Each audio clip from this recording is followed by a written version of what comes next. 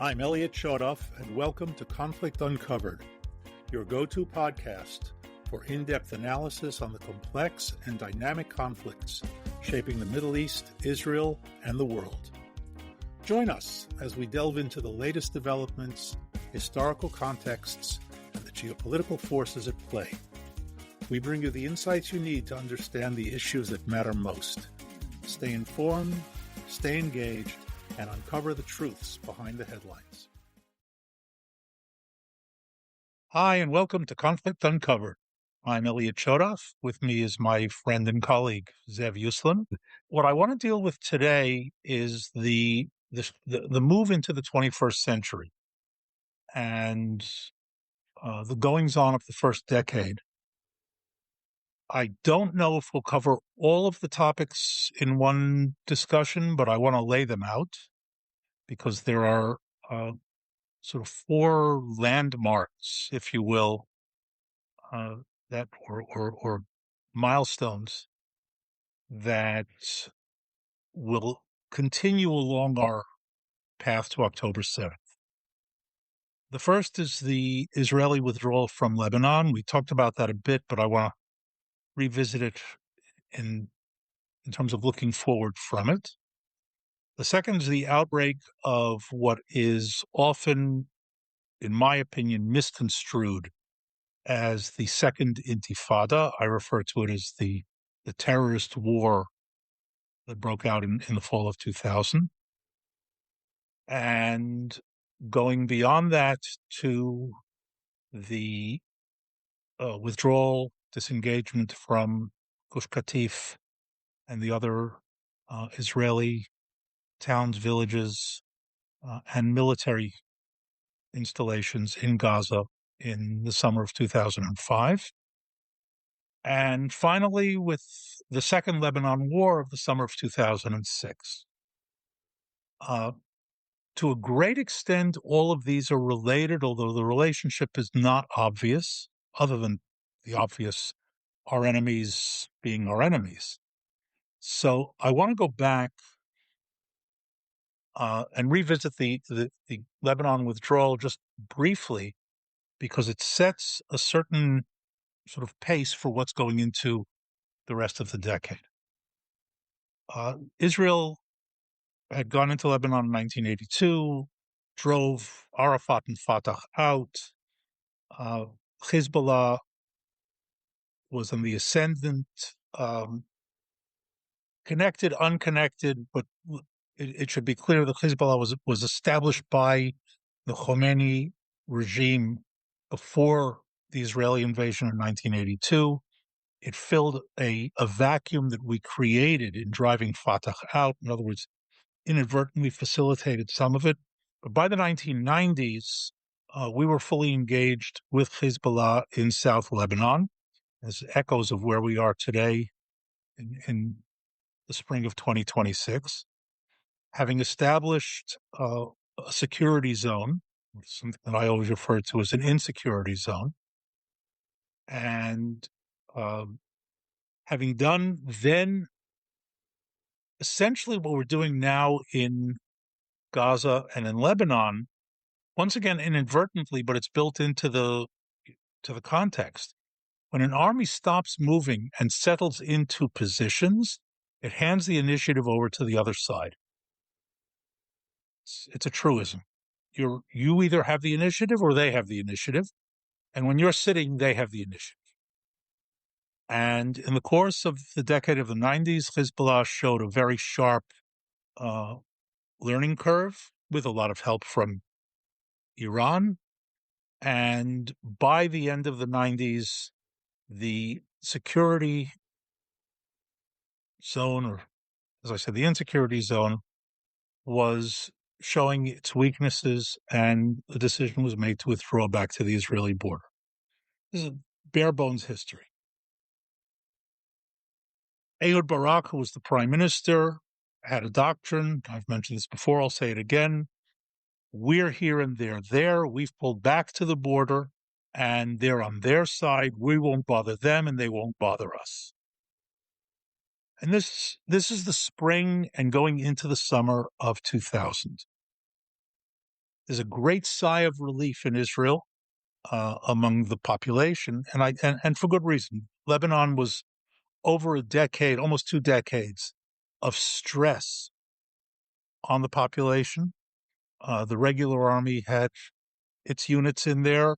They were bolstered by reservists. Reservists knew, based on the year cycle program of their units, they knew that they would be going into Lebanon. I'm at the beginning of the year in January. I know that in August I'm being called up for a month to go to Lebanon, and this had an enormously stressful impact on the population of the regular army and of the reserve army.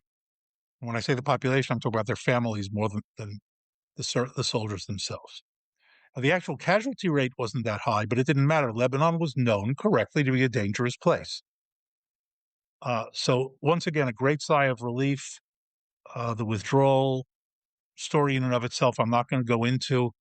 There is a movie that was put out a number of years later called Beaufort, about the final week of Beaufort Castle, which was a Crusader fortress that was occupied by an Israeli unit, and the final week, then the final withdrawal. And I mention only because once it's all over and everybody's back and gotten back into Israel, one of the soldiers, one of the heroes of the movie, gets on his phone and he says to "Hi, Mom. Yes, I'm home. I'm back on the Israeli side." Great sigh of relief. Before the dust could settle, in the fall of 2000, a terrorist war erupts. Now, here again, long story behind it. I'm not going to go into. A last-ditch attempt by Ehud Barak and Bill Clinton at Camp David over the summer of 2000 to reach some sort of an agreement. It's my personal belief, again, not just fantasy, but based on information. We knew that Arafat was cooking something up for the fall. We knew it. And I believe that Barak went to Camp David in a last-ditch attempt to try to head it off. Whether it was well-advised or ill-advised or negotiated well or not negotiated well, doesn't really make any difference. Whatever offer the Israelis made, Arafat said no and walked away from the table, which was also predictable, but once again, a story in and of itself.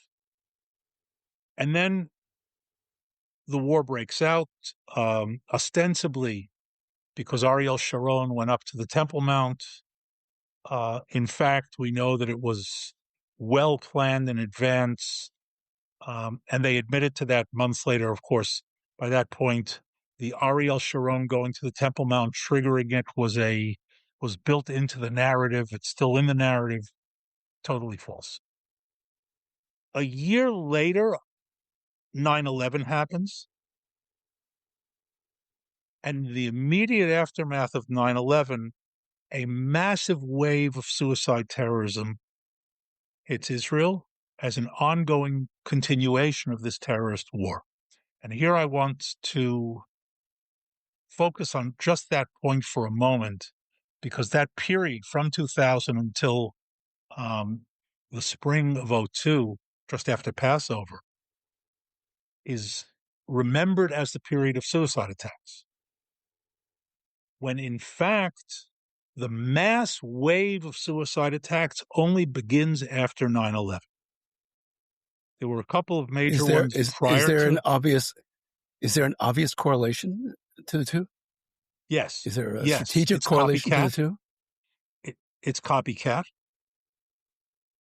9/11 changed the nature of terrorism. It was a watershed date.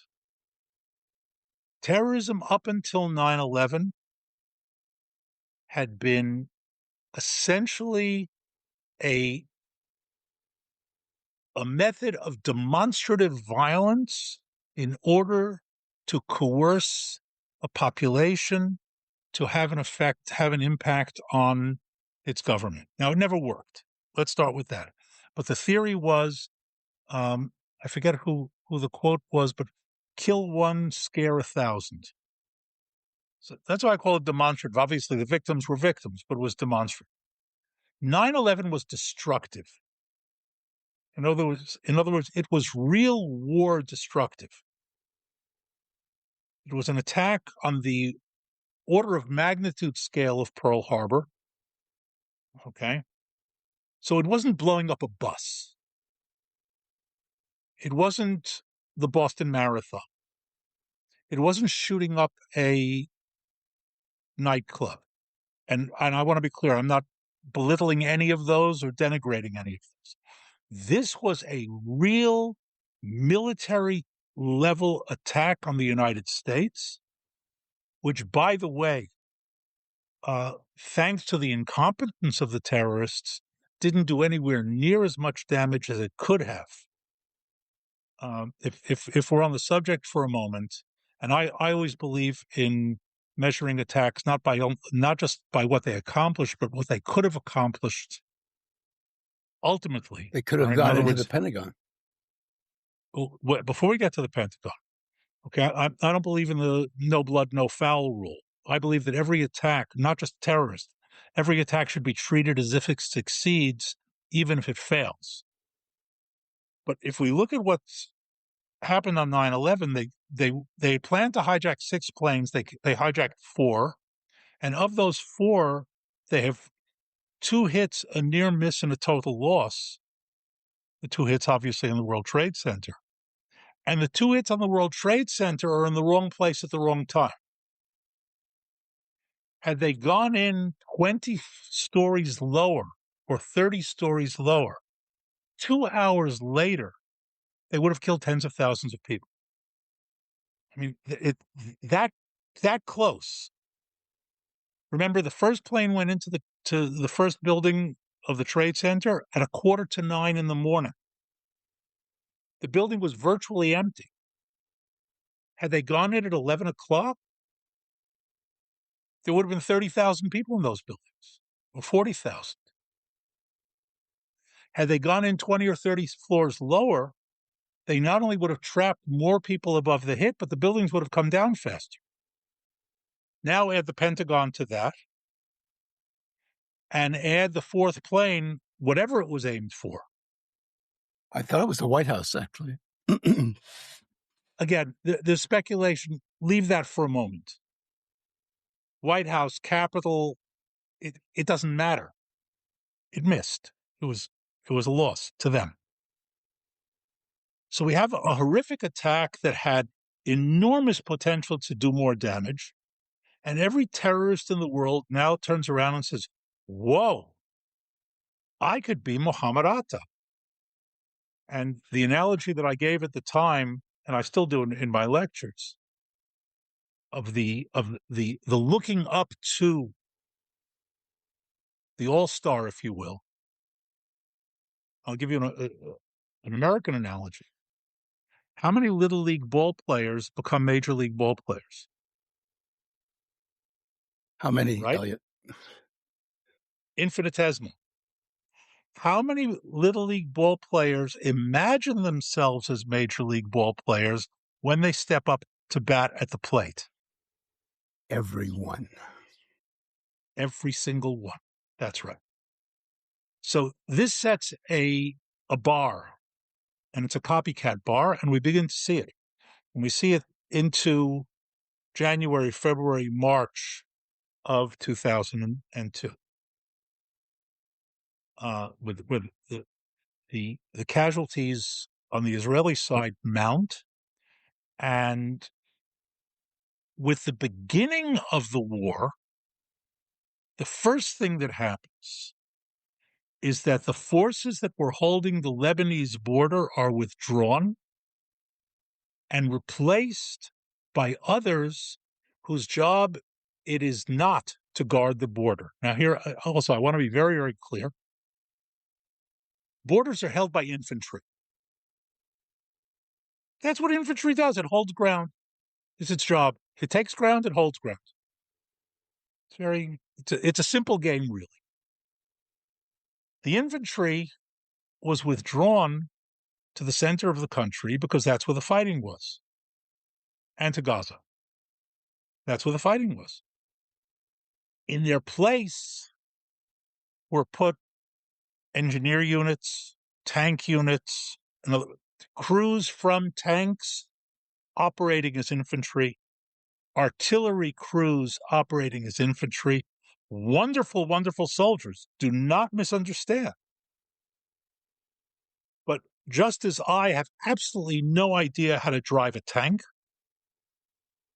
the tankist has no real idea of how to be an infantryman. He's got a basic training sense, but they're not infantry.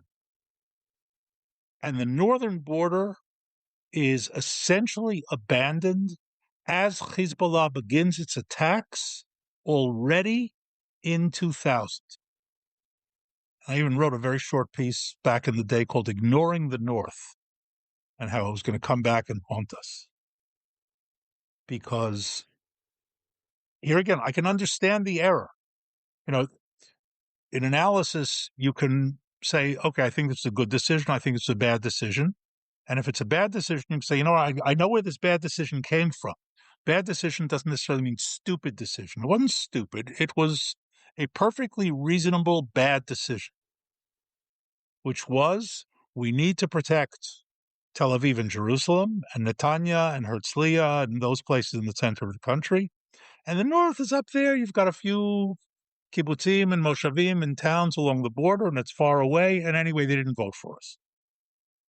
I say that not facetiously. That's all part of the package.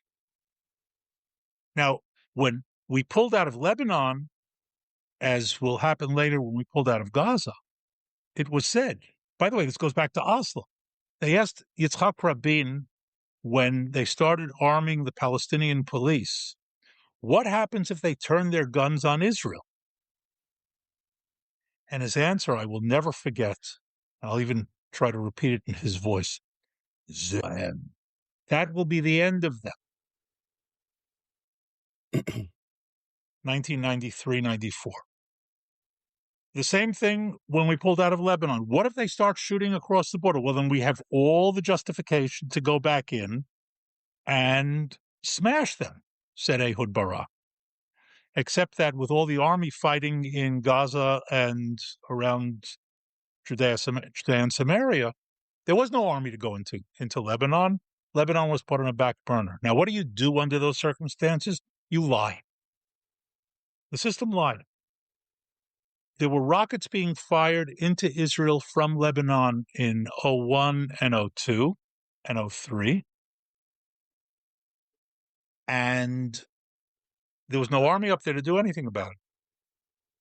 So the army's announcement was that they weren't really firing at Israel. It was anti-aircraft fire fired at Israeli planes that missed and fell in Israel. There's only one problem with this, as anybody who understands munitions knows. Anti-aircraft fire never hits the ground. It always explodes in the air. But if we said that they were firing at us, then we would have to do something about it, and we didn't have the force or the ability to do so. The final grand, horrific event of the terrorist war that started in 2000 was the attack in Netanya at the Park Hotel on Passover Eve, the Seder. It pressed all the right buttons, right, obviously I'm being sarcastic. Families, children, Holocaust survivors were killed on Passover Eve at a Seder. And that triggered, once and for all, the counter-offensive, interestingly enough, that was referred to as Chomat Magen, or defensive wall, or defensive or shielding wall, when in fact it was an offensive. And I mention that because we have to go back a bit here as well into that period. This is the beginning of the building of the separation barrier, the so-called wall, which is over 90% fence, along the Green Line border of Judea and Samaria and Gaza. When that fence barrier was originally proposed, Ariel Sharon, who you can like him, you can dislike him, you can agree with him, you can disagree with him, was a world-class military genius. He was opposed to it because Ariel Sharon was a maneuver-based thinker, and I don't compare myself as I am. I don't compare myself to him. But I will tell you in my terms what it means. Fixed defenses have never worked, ever, ever, ever, ever, against a true adversary.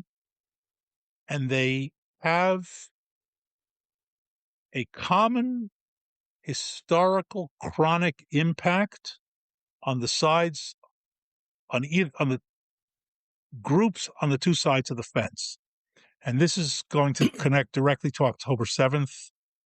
So listen closely. The people who are being held out by the fence, and it doesn't matter whether we're talking about the Maginot Line, the Atlantic Wall, the Siegfried Line, the people who are trying to be held out by the barrier, by the defensive line, become innovative. Okay, they don't look at a barrier and say, oh, there's a barrier, let's go home. Terrorists don't look at a fence, no matter how sophisticated it is, and say, oh, there's a fence. Let's go back home and become accountants and physical therapists and social workers. They go home, they're not stupid, and they begin to figure out ways to beat the barrier. And as long as the barrier simply stands there, they will ultimately figure out a way to do it. See note October 7th, 2023. The side that is on the defensive side of the barrier, in other words, for whom the barrier is meant to defend, becomes stupid because the barrier now fills gaps as opposed to being a supplement. And here there's a psychology, personal as well as organizational as well as military.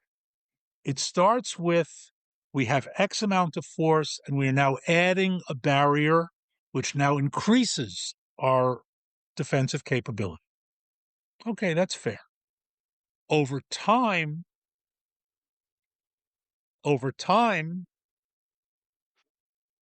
the defensive capability of the barrier begins to be used as a substitute for force. Okay, I don't need that much force anymore because I've got a barrier. The barrier makes me more efficient. So instead of holding this amount of space with X amount of military force, I can now hold it with half that amount because I have the barrier. And the ultimate result is a weakening of the defense that makes it that much more penetrable. Yes. The civilian perspective on this was the mythology, what we think is truth, is that it was effective in stopping 90% of the terrorist invasions into the country. Is that inaccurate? It's totally inaccurate because the operation that I mentioned before, defensive shield as it was called, or defensive wall, that began in the aftermath of Passover 2002, never really ended. In other words, the offensive against the terrorists that began in the spring of 2002 continued into 2003, 2004, 2005, 2006, and put them under so much pressure. What happened was, I'll try to explain it in kind of systemic terms, and we'll end with this. If an attack, let's say a suicide bombing, can be placed on a scale, a chronological scale, from 1 to 10, where 1 is the original planning by someone to do it, and 10 is the actual blowing up of the bomb in the hotel cafe, bus, wherever.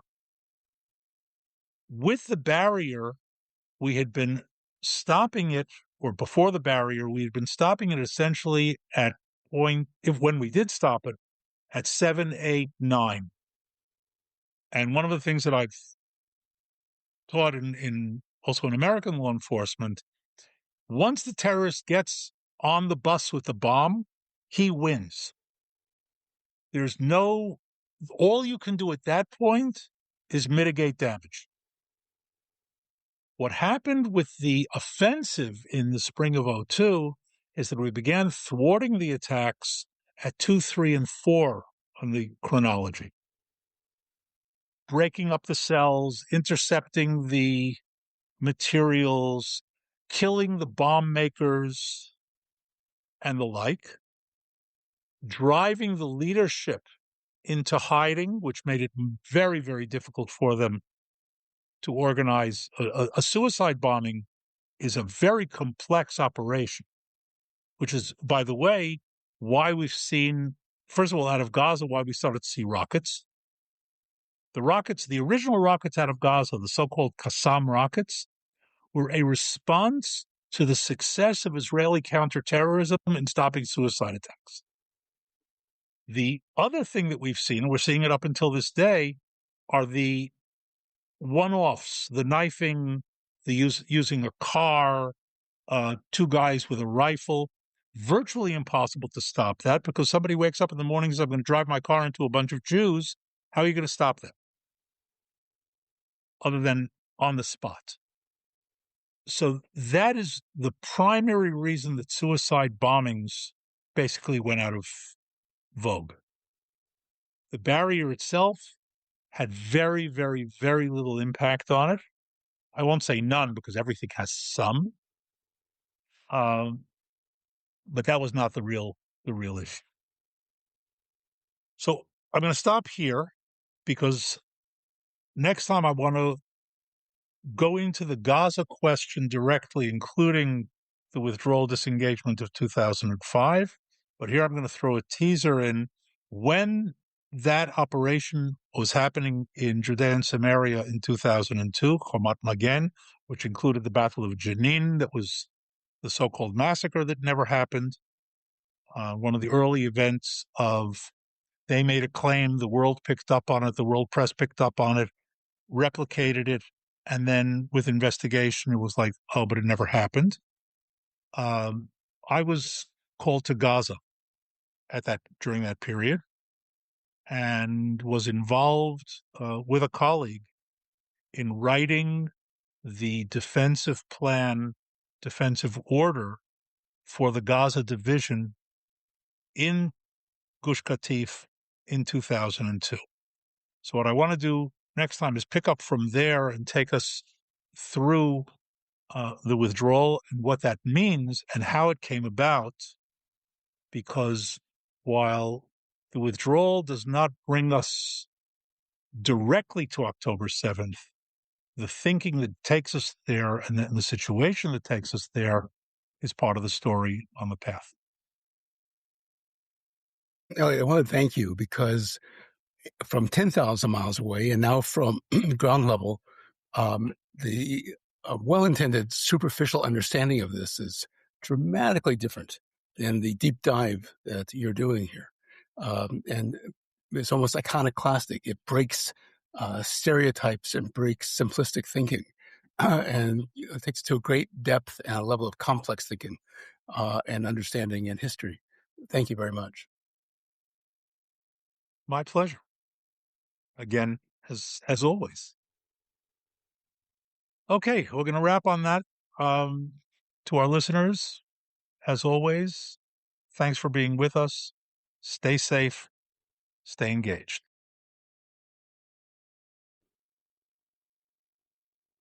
Thank you for listening to Conflict Uncovered. As always, it's been another rough day in the Middle East. We hope you found this episode insightful and engaging. If you enjoyed this episode, please subscribe, share and recommend with your friends, and review our podcast on your favorite platform. For more in-depth analysis and exclusive content, join our community and follow us on social media. Stay tuned for our next episode as we continue to explore the critical issues shaping the Middle East and the world. Until next time, stay informed and stay safe.